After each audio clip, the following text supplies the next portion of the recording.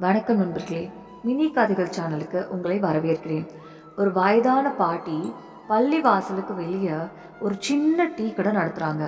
தினமும் அவங்க பக்கத்தில் ஒரு சின்ன பையன் அமைதியாக உட்காந்துருப்பான். அவனை பார்க்குற எல்லாரும் இவன் யாருன்னு ஒரு நாளாவது கண்டிப்பாக கேட்பாங்க. ஆனால் அந்த குழந்தைக்கு பின்னாடி இவ்வளவு பெரிய சோகம் இருக்கும் என்று யாருமே நினைக்கல. தன் மகனை இழந்த ஒரு தாய் தன் பேரனை காப்பாத்துறதுக்காக 6 வருடங்கள் நீதிமன்ற வாசலை மிதிச்ச ஒரு பாட்டி. இறுதியில் அந்த பாட்டிக்கு நீதி கிடைச்சதா? வாங்க இந்த மனத்தை உருக்கும் கதையை பார்க்கலாம். பள்ளி வாசலுக்கு வெளியே டீ, பிஸ்கட், சிப்ஸு, சாக்லேட் விற்கும் ஒரு சின்ன கடையை நடத்திக்கிட்டு இருந்தாங்க காவேரி. ஒரு நாள் பள்ளி முடிஞ்சு வெளியே வந்த மீனா டீச்சர் காவேரி அம்மா பக்கத்தில் எப்போதும் உட்கார்ந்துருக்கிற அந்த சின்ன பையனை பார்த்துட்டு, அம்மா, இந்த பையனை நான் தினமும் உங்க கூட தான் பார்க்குறேன். இவன் யாருமான்னு கேட்டாங்க. காவேரி அம்மா புன்னகைச்சிட்டு, இவன் என்னோட பேரை யுவன்னு சொன்னாங்க. இவனை இன்னும் ஸ்கூல்ல சேர்க்கலையா? ஸ்கூல் நடக்கிற நேரம் கூட உங்க கூட தான் இருக்கான். அதனால தான் கேட்டேன்னு மீனா டீச்சர் கேட்டாங்க. இன்னும் சேர்க்கலம்மா, வீட்லயே கொஞ்சம் படிக்க வைக்கிறேன். அடுத்த வருஷம் கண்டிப்பா ஸ்கூல்ல சேர்க்கணும்னு நினைச்சிருக்கேன். இப்பதான் 6 வயசு ஆகுதுன்னு காவேரி சொன்னாங்க. இவனை பார்த்த மீனா டீச்சருக்கு ரொம்ப பாசம் வந்துச்சு. அவனோட தலையை தடவிட்டு, சாக்லேட் சாப்பிட்றியா செல்லோன்னு கேட்டாங்க. உடனே தன்னோட பையிலிருந்து ஒரு டைரி மில்க் சாக்லேட் எடுத்து அவங்கிட்ட நீட்டினாங்க. இவன் உடனே வாங்கல. முதல்ல தன்னோட பாட்டியை பார்த்தான். வாங்கலாமான்னு கண்களாலேயே அனுமதி கேட்டான். அதை புரிஞ்சுக்கிட்ட காவேரி அம்மா, வாங்கிக்கோப்பா, டீச்சர் அத்தை ஆசையா தர்றாங்கன்னு சொன்னதும் யுவன் சிரிச்சுக்கிட்டே சாக்லேட்டை வாங்கி உடனே திறந்து சாப்பிட ஆரம்பிச்சான். அதை பார்த்த மீனா டீச்சருக்கு மனசு நெகிழ்ந்துடுச்சு. கொஞ்ச நேரம் கழிச்சு மீண்டும் காவேரியிடம், அம்மா, தினமும் பேரனை கூட்டிக்கிட்டு வரீங்களே, வீட்டில் அவனை பார்த்துக்க யாருமே இல்லையான்னு மெதுவா கேட்டாங்க. அந்த ஒரு கேள்வி காவேரியோட மனசுல இருந்த பழைய காயத்தை மீண்டும் திறந்துடுச்சு. அவங்களோட கண்கள் கலங்கிடுச்சு. கண்ணீரை தொடச்சுக்கிட்டே, இந்த குழந்தையோட விதி ரொம்ப கொடுமமா. இவன் பிறக்கிறதுக்கு முன்னாடியே அவனோட அப்பா இறந்துட்டான். அதுக்கப்புறம் அவனோட அம்மாவும் இவனை விட்டுட்டு போயிட்டா. ஒரு காலத்துல எனக்கும் சந்தோஷமான குடும்பம் இருந்துச்சு. ஆனா ஒரே நாள்ல எல்லாமே தலைகீழா மாறிடுச்சுன்னு சொன்னாங்க. அதுக்கு மேல எதுவும் கேட்க மனசு வராம மீனா டீச்சர் அமைதியா அங்கிருந்து கிளம்பிட்டாங்க. காவேரி அம்மா மட்டும் கடந்த கால நினைவுகளுக்குள்ள முழுசா மூழ்கி போயிட்டாங்க. 6 வருடங்களுக்கு முன்னாடி காவேரி ராமமூர்த்தி தம்பதியோட ஒரே மகன் அரவிந்த் நல்ல வேலை பார்த்துட்டு சந்தோஷமா வாழ்க்கையை வாழ்ந்துட்டு இருந்தான். அவன் காதலிச்சு நித்யாவை கல்யாணம் பண்ணிக்கிட்டான். கல்யாணம் ஆன 6 மாதத்திலேயே யாருமே எதிர்பார்க்காத மாதிரி ஒரு சாலை விபத்துல அரவிந்த் உயிரிழந்துட்டான். ஒரே மகனை இழந்த துக்கத்துல காவேரியும் ராமமூர்த்தியும் உடைஞ்சு போயிட்டாங்க. இனிமே தங்களுக்கு ஆதரவு நித்யாதான் என்று நினைச்சு அவங்கள தங்களோட சொந்த மகள் மாதிரி பார்த்துக்கணும்னு முடிவு பண்ணாங்க. ஆனா நித்யாவோ மனசுல வேற மாதிரி திட்டம் போட்டுட்டு இருந்தா. கணவன் இருந்து 1 வாரம் கூட ஆகல. ஒரு நாள் அவ தன்னோட அம்மா லலிதாவுக்கு ஃபோன் பண்ணினா. அம்மா, நான் இப்போ என்ன செய்யட்டும்னு கேட்டா. அதுக்கு லலிதா ஒரு நிமிஷம் கூட யோசிக்காம, அங்க இனிமே உனக்கு என்ன வேலை? உனக்கு சொந்தமான நகை, பணம், முக்கியமான பொருட்கள் எல்லாத்தையும் எடுத்துக்கிட்டு உடனே இங்க வந்துடு. கனவு இல்லாத பிறகு மாமியார் வீட்டுல இருந்து என்ன பயன்? அங்க இருந்தா நாள் முழுக்க அந்த முதியவங்களுக்கு வேலைக்காரி மாதிரி சேவை செஞ்சுக்கிட்டே இருக்கணும். உன் வாழ்க்கைய நீயே கெடுத்துக்காதேன்னு சொன்னான். ஆனா அவங்க என்ன விடமாட்டாங்களேம்மா அப்படின்னு நித்யா தயக்கத்தோட கேட்டா. உன்னை தடுக்க அவங்க யாரு? உன் கணவர் இல்ல. அவரோட பெற்றோருக்கும் உனக்கும் இனிமே என்ன உறவு? நீ யாருடைய அனுமதியும் கேட்க வேண்டாம். நேரா கிளம்பி வந்துடுன்னு லலிதா சொல்லிட்டே போனை வச்சுட்டா. மறுநாள் காலையிலேயே நித்யா தன்னோட பொருட்களை எல்லாம் பேக் பண்ண ஆரம்பிச்சா. அதை பார்த்த காவேரி, மருமகளே, எங்கேயாவது கிளம்புறியான்னு மெதுவா கேட்டாங்க. உடனே நித்யா எரிச்சலோட, அதை தெரிஞ்சு நீங்க என்ன பண்ண போறீங்கன்னு பதில் சொன்னான். அந்த பதிலை கேட்ட காவேரி அதிர்ச்சி ஆயிட்டாங்க. மா, என்ன பேசுற? நீ இந்த வீட்டோட மருமக, எங்க போறேன்னு எங்களுக்கு தெரிஞ்சுக்கணுமேன்னு வருத்தத்தோட கேட்டாங்க. அதுக்கு நித்யா எரிச்சலோட, ஓ ப்ளீஸ், என் வாழ்க்கையில் இனிமே தலையிடாதீங்க. நான் எங்க போனாலும் என்ன செஞ்சாலும் உங்ககிட்ட அனுமதி கேட்கணும்னு எந்த அவசியமும் இல்லைன்னு சொல்லிட்டு பெட்டகத்தோட சாவி எங்க இருக்கு, அதை எடுத்து கொடுங்கன்னு கேட்டா. காவேரி அதிர்ச்சியோட, பெட்டக சாவி எதுக்குமா கேக்குறன்னு கேட்டாங்க. தேவையில்லாம கேள்வியை கேட்டு என் நேரத்தை வீணாக்காதீங்க, சாவியை மட்டும் கொடுங்கன்னு நித்யா கோவமா சொன்னான். காவேரி சாவியை கொடுக்க மறுத்ததும் நித்யா பொறுமையை இழந்துட்டா. நேரா காவேரியை தள்ளி விட்டு வீடு முழுக்க சாவியை தேட ஆரம்பிச்சா. அலமாரி, டிராயர், பீரோன்னு எதையும் விடல. கடைசியில பெட்டக சாவி கிடைச்சதும் உடனே அதை திறந்தா. அதுக்குள்ள இருந்த பணம், நகை, வங்கி பாஸ்புக், முக்கியமான ஆவணங்கள், வீட்டு பத்திரங்கள், கைக்கு கிடைச்ச எல்லாத்தையும் தன்னோட பைக்குள்ள போட ஆரம்பிச்சா. இதெல்லாம் பார்த்த காவேரிக்கு என்ன நடக்குதுன்னே புரியல. பதறி போய், மருமகளே என்ன பண்றன்னு கேட்டாங்க. நான் இந்த வீட்டை விட்டு நிரந்தரமா போறேன்னு ஒரே வரியில பதில சொல்லிட்டு மீதம் இருந்த பொருட்களையும் பைக்குள்ள அடுக்க ஆரம்பிச்சா. காவேரியோட கண்கள் கலங்கிடுச்சு.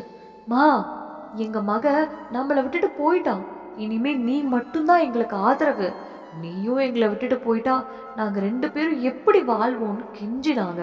ஆனா நித்யா ஒரு வார்த்தை கூட பேசல. பைய தூக்கிட்டு நேரா கதவை நோக்கி நடந்தா. அதை பார்த்த காவேரி பதறி போயே, எங்க சீக்கிரம் வாங்க, நம்ம மருமக வீட்டை விட்டு போறான்னு ராமமூர்த்திய கூப்பிட்டாங்க. சத்தம் கேட்டு ராமமூர்த்தி அவசரமா வெளியே வந்தாரு. என்னாச்சு காவேரி, ஏன் அலற, நித்யா எங்க கிளம்புறான்னு பதட்டத்தோட கேட்டாரு.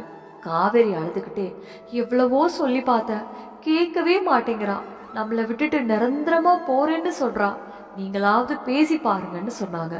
ராமமூர்த்தி நித்யா முன்னாடி போய், மருமகளே இது என்ன முடிவு, அரவிந்த் போய் இன்னும் 1 வாரம் கூட ஆகல, இப்படி ஒரு நேரத்துல வீட்டை விட்டு போறதெல்லாம் சரியான்னு அமைதியா கேட்டாரு. அதுக்கு நித்யா முகத்தை சுழிச்சுக்கிட்டு, ஏ கலவணி, அதிகமா பேசாதன்னு கத்தினா. அந்த ஒரு வார்த்தையை கேட்டதும் காவேரியும் ராமமூர்த்தியும் அதிர்ச்சியில உறைஞ்சே போயிட்டாங்க. நித்யா தொடர்ந்து, இது ஏன் வீடு, நான் ஏன் வெளியே போகணும், உங்க கூட மட்டும் இனிமே நான் வாழ மாட்டேன், இந்த வீட்டுல இருக்கணும்னா நீங்க 2 பேரும் வெளியே போங்க, உங்க மக போயிட்டான், இனிமே இங்க இருக்கிறதுக்கு உங்களுக்கு என்ன உரிமைன்னு இறக்கமே இல்லாம பேசினான். அவ வெளியே போக விடக்கூடாதுன்னு காவேரியும் ராமமூர்த்தியும் அவ முன்னாடி நின்னாங்க. ஆனா நித்யா அவங்க வயசை கூட மதிக்காம இருவரையும் பலமா தள்ளிவிட்டு பைய எடுத்துக்கிட்டு வெளியே நடந்தான். காவேரியும் ராமமூர்த்தியும் கீழே விழுந்ததை கூட திரும்பி பார்க்காம நித்யா வெளியே நின்ன ஆட்டோல ஏறி நேரா தன்னோட அம்மா வீட்டுக்கு கிளம்பிட்டா. நாட்கள் கொஞ்சம் கொஞ்சமா நகர ஆரம்பிச்சிச்சு. அரவிந்த் உயிரோடு இருந்தப்போ சொந்தமா ஒரு தொழில் ஆரம்பிக்கணும்னு ஆசைப்பட்டான். நல்ல சம்பளத்துல வேலை பார்த்துட்டு இருந்தாலும் நித்யாவோட வற்புறுத்தலால வேலையை விட்டுட்டு பல பேர்கிட்ட கடன் வாங்கி தொழில் ஆரம்பிச்சிருந்தான். ஆனா அந்த தொழில் முழுசா நிலைநிறுத்துறதுக்கு முன்னாடியே அந்த விபத்து நடந்துடுச்சு. இப்போ தினமும் ஒருத்தர் மாறி ஒருத்தர் அரவிந்துக்கு பணம் கொடுத்தவங்க வீட்டுக்கு ஃபோன் பண்ணி எங்க பணத்தை எப்ப தரப்போறீங்கன்னு கேட்க ஆரம்பிச்சாங்க. அந்த ஃபோன் கால்கள் ஒவ்வொன்றும் காவேரி ராமமூர்த்தி 2 பேரோட நிம்மதியையும் கொஞ்சம் கொஞ்சமா பறிச்சுக்கிட்டு இருந்தது. ஒரு நாள் காவேரி கவலையோட, ஏங்க நம்ம அரவிந்த் வாங்கின இந்த கடனை நாம் எப்படி அடைக்க போறோம், நம்ம கிட்ட இப்ப எதுவுமே இல்லையேன்னு கேட்டாங்க.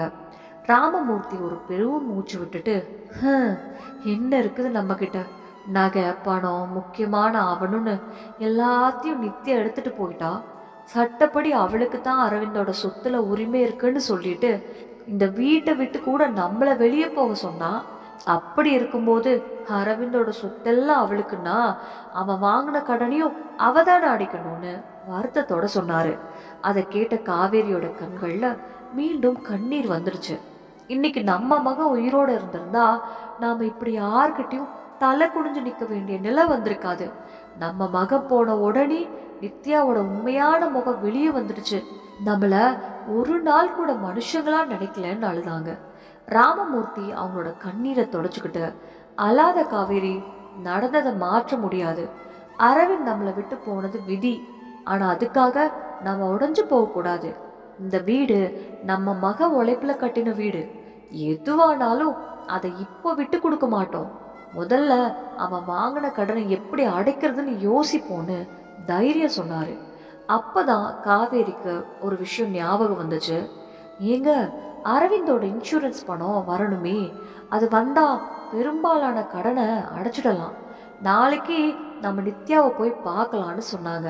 மறுநாள் ராமமூர்த்தி நித்யா இருந்த வீட்டுக்கு போனாரு. அவரை பார்த்ததும் லலிதாவும் குடும்பத்தினரும் வெளிப்படையா நல்ல வரவேற்பு கொடுத்தாங்க. கொஞ்ச நேரம் அமைதியா இருந்த ராமமூர்த்தி, மா, அரவிந்த் தொழில் ஆரம்பிக்க பல பேர்கிட்ட கடன் வாங்கினது உனக்கு தெரியும். இப்போ அந்த பணத்தை திருப்பி கேட்டு தினமும் எங்களுக்கு ஃபோன் வருது. நம்ம கிட்ட எதுவுமே இல்லை. அரவிந்தோட பணமும் நகையும் இன்சூரன்ஸ் தொகையும் எல்லாமே உங்ககிட்ட தானே இருக்கு. அதனால அந்த கடனை நீ தான் அடைக்கணும்னு அமைதியா சொன்னாரு. அதை கேட்ட நித்யா உடனே கோபமாயிட்டா. நான் ஏன் அந்த கடன் அடைக்கணும்? அரவிந்த் உங்க மகன். அவன் வாங்கின கடனை நீங்க தான் அடைக்கணும். அவனோட மனைவியா அவன் சொத்துல எனக்கு உரிமை இருக்கு. அந்த வீடும் எனக்கு தான் சொந்தம். நீங்க அங்க இருக்கவும் உரிமை இல்லைன்னு திமிரோட பேசினான். ராமமூர்த்தி அமைதியா அவளை பார்த்துட்டு, மருமகளே, சட்டத்தை எங்களுக்கெல்லாம் சொல்லித்தர வேண்டாம். ஒரு மகனோட சொத்துல அவனோட பெற்றோருக்கும் உரிமை இருக்குன்னு மட்டும் சொல்லிட்டு அதுக்கு மேல எந்த வாக்குவாதமும் பண்ணாம அமைதியா வீட்டுக்கு திரும்பிட்டாரு. ஆனா அந்த நாளோட இந்த பிரச்சனை முடிஞ்சு போகல. உண்மையான போராட்டம் அப்பதான் ஆரம்பிக்க போகுதுன்னு அப்ப யாருக்குமே தெரியாது. இதற்கிடையில நித்யா அரவிந்த் வாங்கிய கடனையும் அடைக்கல. அதே நேரத்துல அரவிந்தோட சொத்துல காவேரி ராமமூர்த்திக்கு சட்டப்படி கிடைக்க வேண்டிய உரிமையையும் கொடுக்கல. வேற வழியே இல்லாம ராமமூர்த்தியும் காவேரியும் நீதிமன்றத்தை நாட முடிவு பண்ணாங்க. தன்னோட மகன் விட்டு சென்ற சொத்தை முழுசா அபகரிக்க நித்யா முயற்சி செய்யறாங்கன்னு சொல்லி ராமமூர்த்தி நீதிமன்றத்துல வழக்கு தொடர்ந்தாரு. நாட்கள் நகர்ந்துச்சு. வழக்கு விசாரணை தொடர்ந்து நடந்துகிட்டே இருந்தது. இன்னும் தீர்ப்பு வரல. இந்த நேரத்துல லலிதா தன்னோட மகள் நித்யாவுக்கு மறுபடியும் கல்யாணம் பண்ணி வைக்கணும்னு முடிவு பண்ணினான். அதுக்காக மாப்பிள்ளையும் தேட ஆரம்பிச்சாங்க. அந்த சமயத்துலதான் நித்யாவுக்கு இன்னொரு அதிர்ச்சி காத்திருந்தது. தான் கர்ப்பமா இருக்கிறது அவளுக்கு தெரிய வந்தது. அதை கேட்ட உடனே அவ பதறி போய் மருத்துவமனைக்கு ஓடினான். அந்த குழந்தைய கலைக்கணும்னு டாக்டர் கிட்ட கேட்டா. ஆனா டாக்டர், இப்ப ரொம்ப லேட் ஆயிடுச்சு, இந்த நேரத்துல கருக்கலைப்பு பண்ணினா உங்க உயிருக்கே ஆபத்து வரலாம், அதனால அதை செய்ய முடியாதுன்னு தெளிவா சொல்லிட்டாரு. வேற வழி இல்லாம நித்யா அந்த குழந்தைய பெற்றெடுக்க சம்மதிச்சா. சில மாதங்கள் கழிச்சு அவளுக்கு ஒரு அழகான ஆண் குழந்தை பிறந்துச்சு. ஆனா அந்த குழந்தை பிறந்த 2 நாள்லயே இன்னொரு கொடுமை நடந்துருச்சு. லலிதா அந்த பச்சிளம் குழந்தைய தூக்கிட்டு நேரா காவேரி வீட்டுக்கு வந்தாங்க. குழந்தைய காவேரி கையில கொடுத்துட்டு, இவன் உங்க பேரன், இனிமே நீங்களே வளர்த்துக்கோங்க. நாங்க நித்யாவுக்கு மறுபடியும் கல்யாணம் பண்ணி வைக்கணும். இந்த குழந்தை இருந்தா அதுக்கு தடையா இருக்கும்னு எந்த உணர்ச்சியும் இல்லாம சொல்லிட்டாங்க. அந்த வார்த்தையை கேட்டதும் காவேரியும் ராமமூர்த்தியும் ஒருத்தர் பார்த்துக்கிட்டாங்க. ஆனா அடுத்த நொடியே அந்த குழந்தையோட முகத்தை பார்த்ததும் அவங்க மனசுல இருந்த எல்லா வேதனையும் மறந்து போயிடுச்சு.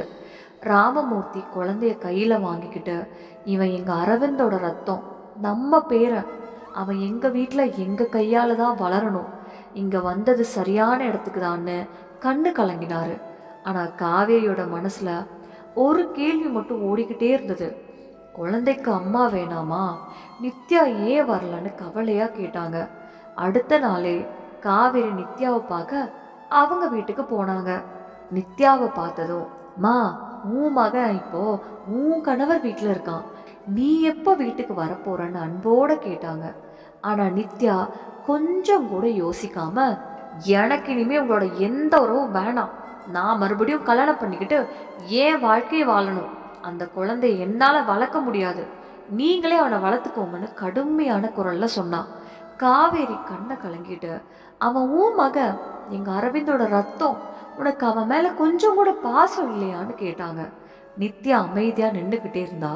கொஞ்ச நேரம் கழிச்சு காவேரி மனசை தேத்திக்கிட்டு, சரிம்மா, எங்க பேரனை நாங்க வளர்த்துக்கிறோம், ஆனா அவனோட செலவுக்கு நீ மாசம் 15,000 ரூபாய் கொடுக்கணும், எங்க மகனோட சொத்துல எங்களுக்கு உரிமை கிடைக்கலன்னு வச்சுக்கலாம், ஆனா அந்த சொத்துல அவனோட மகனுக்கு முழு உரிமை இருக்கு. அதனால அவன் வளர்ப்புக்கு நீ பொறுப்பேற்கணும்னு அமைதியா சொன்னாங்க.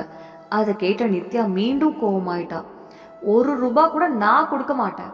அவன் உங்க பேரன், உங்க குடும்பத்துக்கு பையன். அதனால அவனை வளர்க்குற பொறுப்பும் உங்களுக்கு தான். இனிமே அந்த குழந்தையும் எனக்கும் எந்த உறவும் இல்லைன்னு கடுமையா சொன்னான். அதோட நிறுத்தாம காவேரியை அவமானப்படுத்தி வீட்டை விட்டு வெளியே போக சொன்னான். வேற வழி இல்லாம மன உடைஞ்ச காவேரி வீட்டுக்கு திரும்பினாங்க. வீட்டுக்கு வந்ததும் நடந்தது எல்லாத்தையும் ராமமூர்த்தி கிட்ட சொல்லி கதறி அழ ஆரம்பிச்சாங்க. காவேரி சொன்னதெல்லாம் அமைதியா கேட்டுக்கிட்டு இருந்த ராமமூர்த்தி கொஞ்ச நேரம் எதுவும் பேசல. அப்புறம் ஆழமா மூச்சு விட்டுட்டு, இந்த பிடிவாதமான நித்யா சாதாரணமா மாற போறதில்ல காவேரி. இப்போ அவளுக்கு சட்டத்தின் வழியில தான் பதில் சொல்லணும்னு சொன்னாரு. காவேரி குழப்பத்தோட, இப்போ நீங்க என்ன செய்ய போறீங்கன்னு கேட்டாங்க. முதல்ல நம்ம மக அரவிந்தோட சொத்துல நமக்குள்ள உரிமைக்காக வழக்கு போட்டோம். இப்போ நம்ம பேரன் யுவனுக்கு அவனோட அப்பா சொத்துல கிடைக்க வேண்டிய உரிமைக்காக இன்னொரு வழக்கு போட போறோம். அந்த குழந்தை அவளோட மகன்தான். அதே நேரத்துல அவன் அரவிந்தோட ரத்தம். அவனுக்கு அவன் அப்பா சொத்துல உரிமை இருக்குன்னு ராமமூர்த்தி உறுதியா சொன்னாரு. மறுநாளே ராமமூர்த்தி நீதிமன்றத்துக்கு போய் யுவனுக்கான உரிமைக்காக இன்னொரு வழக்கை தொடர்ந்தாரு. ஆனா நீதி எப்போதும் உடனே கிடைச்சிடாது. நீதிமன்றம் ஒவ்வொரு முறையும் விசாரணையை தள்ளி போட ஆரம்பிச்சது. 1 நாள் 2 நாள் இல்ல, மாதங்கள் கடந்து போச்சு. வழக்கு தொடர்ந்து நடந்துகிட்டே இருந்தது. இதற்குள்ள காவேரியும் ராமமூர்த்தியும் தங்களிடம் இருந்த சிறு சிறு சேமிப்புகளையும் செலவழிச்சிட்டாங்க. வழக்கறிஞர் கட்டணம், நீதிமன்ற செலவு, குழந்தை செலவு, வீட்டு செலவு எல்லாம் சேர்ந்து அவங்கள தினமும் கஷ்டப்படுத்த ஆரம்பிச்சது. நம்ம பேரனுக்கு சாப்பாடு எப்படி போடுறது, அவனை எப்படி வளர்ப்பதுன்னு காவேரியும் ராமமூர்த்தியும் இரவு தூங்காம கவலைப்பட்டாங்க. அந்த சமயத்துல ஒரு நாள் காவேரிக்கு இன்னொரு செய்தி கிடைச்சது. நித்யாவுக்கு ஒரு பணக்கார வீட்டுல மறுமணம் பேச்சு போய்கிட்டு இருக்குன்னு தெரிஞ்சதும் காவேரி அமைதியா இருக்க முடியல. உடனே அந்த மாப்பிள்ளை வீட்டுக்கே போனாங்க. அங்கிருந்த அந்த பையனோட அம்மாவிடம், அக்கா, நீங்க உங்க வீட்டுக்கு மருமகளை அழைக்க போற பெண்ணை பற்றி உங்களுக்கு முழுசா தெரியணும். அவ தன் சொந்த குழந்தைய பிறந்ததும் கையை விட்டுட்டா. கணவன் இருந்ததும் அவன் பெற்றோர்களை அவமானப்படுத்தி சொத்து பணம் எல்லாத்தையும் எடுத்துட்டு போயிட்டா.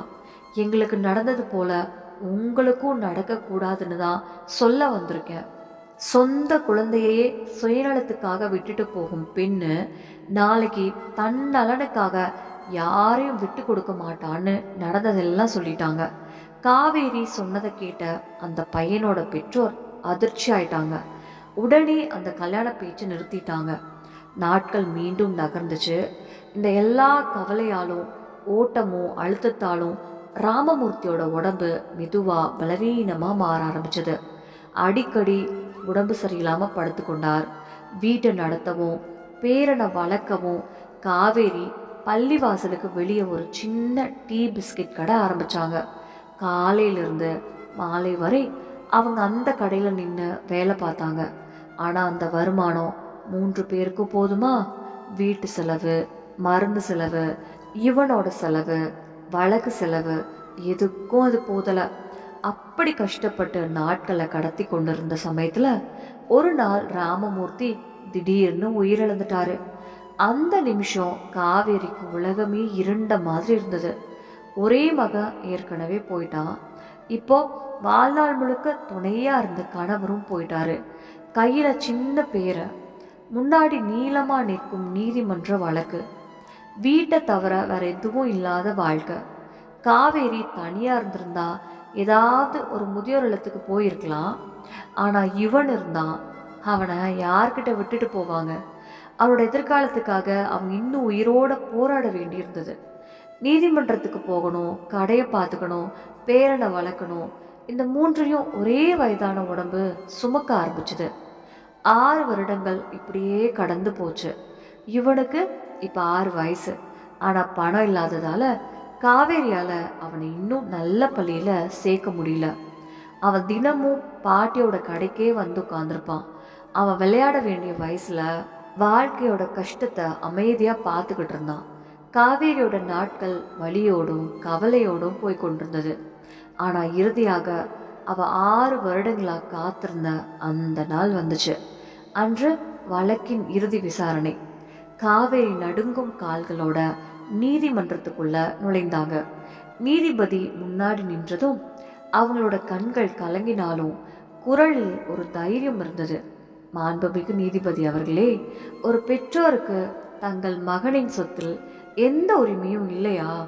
ஒரு தாய் தந்தை தங்கள் முழு உயிரையும் வைத்து மகனை வளர்க்குறாங்க, அவனை படிக்க வைக்கிறாங்க, நல்ல நிலைக்கு கொண்டு வராங்க. ஆனால் அவன் கல்யாணம் ஆன உடனே அவனுக்கு சொந்தமான எல்லாத்துக்கும் அவனோட மனைவிக்கு தான் உரிமையா? அவனை பெற்றவர்களுக்கு எந்த உரிமையும் இல்லையான்னு காவேரி கேட்டாங்க. நீதிமன்றம் முழுக்க அமைதி நிலவுச்சு. நீதிபதி அமைதியா, ஒரு மகனின் சொத்துக்கு அவனோட மனைவிக்கு தான் மட்டும் உரிமைன்னு சட்டத்தில் எங்கும் எழுதப்படலை. அவனோட மனைவி, குழந்தைகள், தாய் இவர்கள் எல்லாருக்கும் உரிமை உண்டு.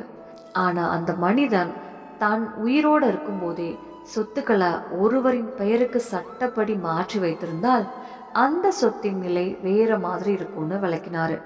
அதை கேட்ட காவேரி மீண்டும் கேட்டாங்க, அப்படின்னா நீதிபதி அவர்களே, இறந்த மகன் வாங்கிய கடனை அடைக்க வேண்டிய பொறுப்பு யாருக்கு?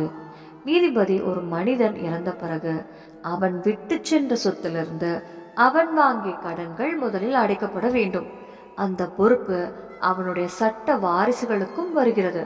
அதில் மனைவி, குழந்தைகள், தாய் போன்றவர்கள் அடங்குவார்கள் என்று சொன்னாரு. காவேரி இன்னும் ஒரு கேள்வி கேட்டாங்க, ஒரு பிள்ளைக்கு தன் பெற்றோரின் சொத்திலும் உரிமை இருக்குது இல்லையா? அங்கிருந்த சிலர் மெதுவா, அது என்ன கேள்வி, பிள்ளைக்கு தன் பெற்றோரின் சொத்தில் உரிமை இருக்கும் தானேன்னு பேசிக்கிட்டாங்க. அப்போ காவேரி கண்ணீரோட நீதிபதியை பார்த்து, அப்படின்னா நீதிபதி அவர்களே, என் மருமக என் மக சொத்துல இருந்த எங்களோட உரிமையை பறிச்சுக்கிட்டா. பணம், நகை, வங்கி பாஸ்புக், வீட்டு ஆவணம் எல்லாத்தையும் தன்னோட அம்மா வீட்டுக்கும் எடுத்துட்டு போயிட்டா. அந்த வீடு என் மகன் வாங்கிய வீடு, அது என் மகன் பேர்ல தான் இருக்கு. ஆனா தினமும் அந்த வீட்டில இருந்து என்னை வெளியேற்றி விடணும்னு மிரட்டினான்னு சொன்னாங்க. நீதிபதி உறுதியா, மகன் இறந்த பிறகும் அவனுடைய தாய்க்கு அந்த வீட்டில் வாழ உரிமை உண்டு. மருமகள் தனியா முடிவு பண்ணி மாமியார வீட்டிலிருந்து வெளியேற்ற முடியாதுன்னு சொன்னாரு.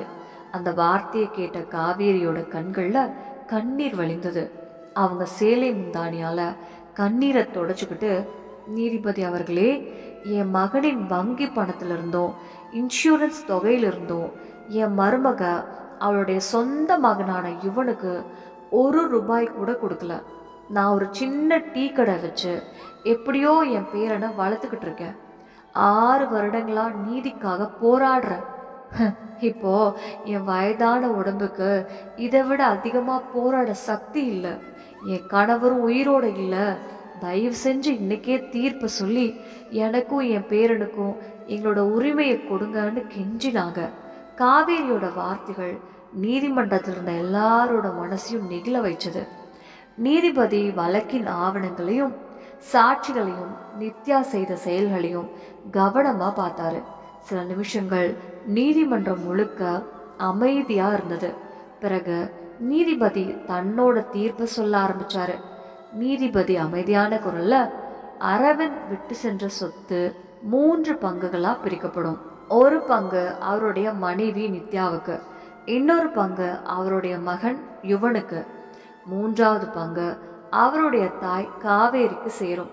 அதே மாதிரி இன்சூரன்ஸ் தொகையிலும் குழந்தைக்கும் சட்ட வாரிசுகளுக்கும் உரிய பங்கு வழங்கப்பட வேண்டும். மேலும் அரவிந்த் வாங்கிய கடன்கள் அவர் விட்டு சென்ற பணத்திலிருந்தும் சொத்திலிருந்தும் சட்டப்படி அடைக்கப்பட வேண்டும்னு தீர்ப்பு சொன்னாரு. அந்த தீர்ப்பை கேட்ட உடனே காவேரியோட கண்கள்ல தடுத்து கொள்ள முடியாத அளவுக்கு கண்ணீர் வழிந்துச்சு. 6 வருடங்களா அவள் தூங்காம கழிச்ச இரவுகள், நீதிமன்ற வாசலில் காத்திருந்த நாட்கள், அவமானம், பசி, பயம் எல்லாமே அந்த ஒரு நிமிஷத்துல அவங்களோட கண்ணு முன்னாடி வந்து போச்சு. இறுதியா அவளோட நீண்ட போராட்டம் வெற்றி பெற்றிருந்தது. நீதிமன்ற உத்தரவுப்படி அரவிந்த் விட்டு சென்ற சொத்திலிருந்து காவேரிக்கும் யுவனுக்கும் உரிய பங்கு கிடைத்தது. நித்யாவுக்கு சட்டப்படி கிடைக்க வேண்டிய பங்கு மட்டும் வழங்கப்பட்டது. அரவிந்த் வாங்கியிருந்த கடன்கள் அனைத்தும் அவன் விட்டு சென்ற பணத்திலிருந்து அடைக்கப்பட்டது. இனிமேல் யாரும் காவேரி வீட்டுக்கு ஃபோன் பண்ணி பணம் கேட்டு தொந்தரவு செய்ய முடியாது. அந்த நாளுக்கு பிறகு காவேரி தன் மகன் வாங்கிய வீட்டிலேயே கண்ணியத்தோடும் மரியாதையோடும் வாழ ஆரம்பிச்சாங்க. நித்யா மீண்டும் அந்த வீட்டுக்கு திரும்பி வரல. தன் மகன் இவனுடனும் எந்த உறவையும் வைத்து கொள்ள முயற்சி செய்யல. அவள் தன்னோட வாழ்க்கைய தனியா நடத்த போறேன்னு முடிவு செய்துட்டா.